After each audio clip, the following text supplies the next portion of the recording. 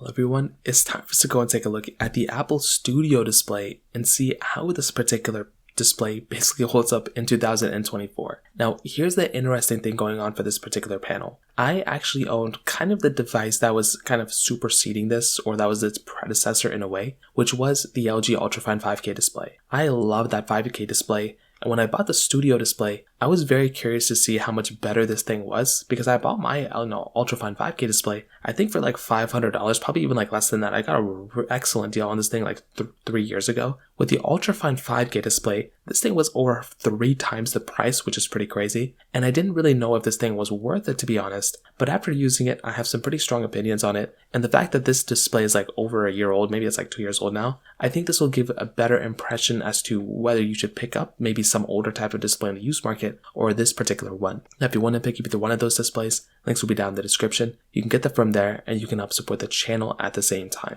Now, starting off with the outside of this particular display, there really isn't anything super crazy going on with this particular panel that we haven't already seen before. So it's a rectangular type of display, as you may have already guessed it. And I will tell you, the build quality of this display is actually very good. It looks very good. There's, it's a very minimalistic type of design. There's not a lot of branding everywhere. And the build quality is very, very good in this particular, panel. The problem with my, Ultrafine 5K display is that thing just doesn't really look that great. The panel looks excellent.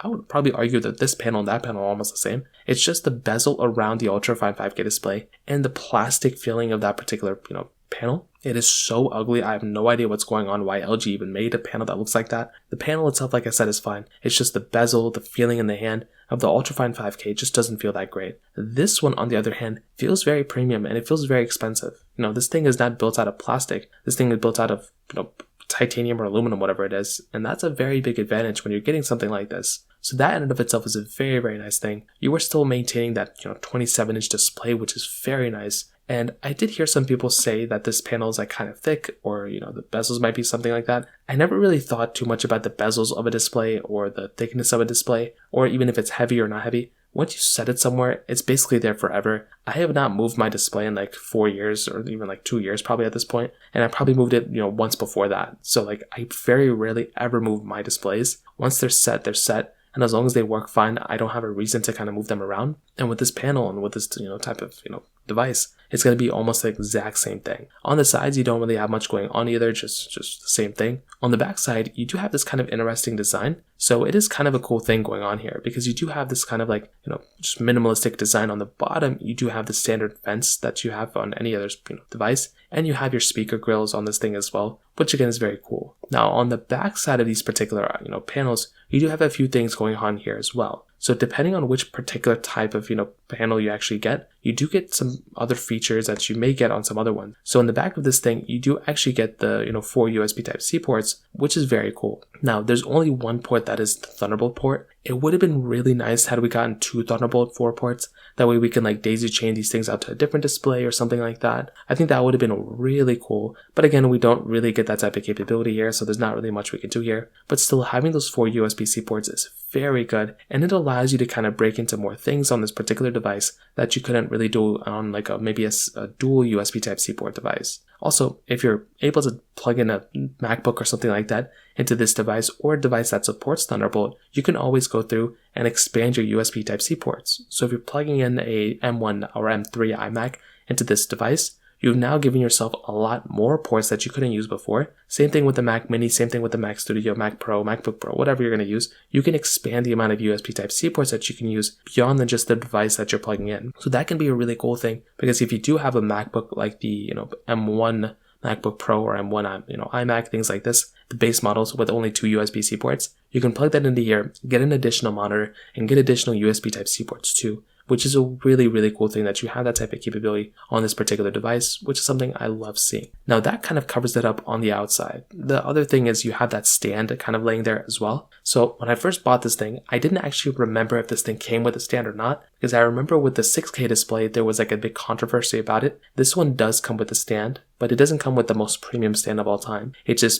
pretty stagnant. You can't really push it up or down. You can tilt it, but you can't really push this thing up or down. So once you set it at a height, it's there. I wouldn't even recommend buying the other, Mac just for a adjustable display or adjustable stand. You don't really need it. that was the advantage of my 5K display, my ultrafine 5K display from LG, because automatically you could kind of tilt it up and down. But that stand also was very cheap. At least it didn't feel that premium. So that was kind of a disadvantage for that particular, device. But you can kind of change the stand here as well. So you can put in a VESA mount. You can go ahead and just, plug in or plug and play a different type of stand if you want to. So that could be another advantage going on here for this type of device as well. If you're really into that kind of stuff, you have that type of advantage here as well. So that kind of covers up everything on the outside. Now, actually turning on this display, is it a really big difference for my, ultrafine 5K display? To be honest, it didn't really seem like it. It seemed like almost the same, like more or less the same exact thing going on. So it's a kind of a funny thing because like for the most part, you'd expect to kind of have a more premium device or something like that with something like, this type of,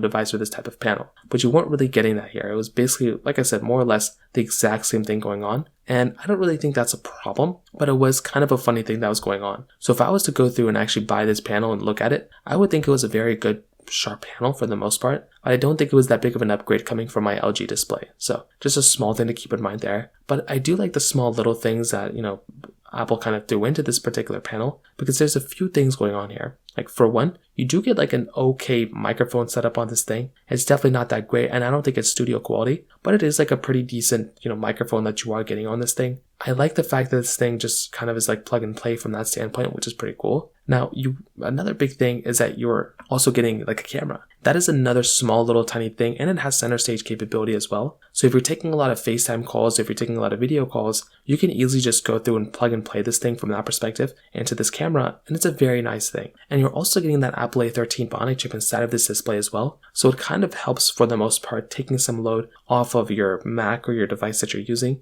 and putting it more onto that Apple A13 Bionic chip. So things like center stage, spatial audio, and Hey Siri, like it will just go ahead and use that chipset to actually run those things in that display, than rather just plugging it in, using it from your MacBook. So it's not like it's giving your Mac more power or anything like that, but it is saving more power than, and offloading those things onto the display itself rather than your MacBook.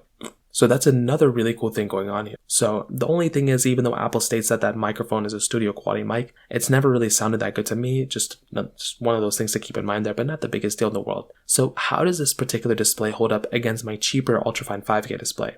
Well, I bought this, display. I don't really plan on switching over to it. I still plan on keeping my 5K display. And the main reason for this is because it is significantly cheaper than this particular panel. And I don't really think the things that this display brings, the Apple, Studio display, I don't think the things that this display brings are enough for me to switch over to it and pay 3 times the price. I think it's a better display, but if this display was like a 10 out of 10, I kind of think that my 5K display is like a 9 out of 10 if I'm being honest. For the things that I care about, those are the things that are important to me. But I love the Studio display because it is, it's a more premium feeling device. It's a little bit more like the Apple A13 Bionic chip, is really nice, has a better microphone, has a better, camera. It is the better display overall. And if I was coming from no display, I would probably buy this one if I had unlimited money. But because I don't, I definitely do think this ultrafine 5K display I have right now is good. It's the better one for me personally because it's cheaper. But I think the Studio display, if it was like $1,000 display, I think it would have been much better deal. But $1,600, not including tax, is a very, very big deal in my opinion. And it's a big price to pay. So just keep that in mind. But otherwise, that's kind of how both these phones are. So just kind of keep that in mind. But that's kind of how, this device holds up in 2024. If you have any other thoughts or questions, let me know in the comment section below. Hit the like button, that'll mean so much, but definitely hit that subscribe button. More importantly than everything else, I love every single one of you guys. Hopefully I'll catch you guys in the next video. Peace out till then.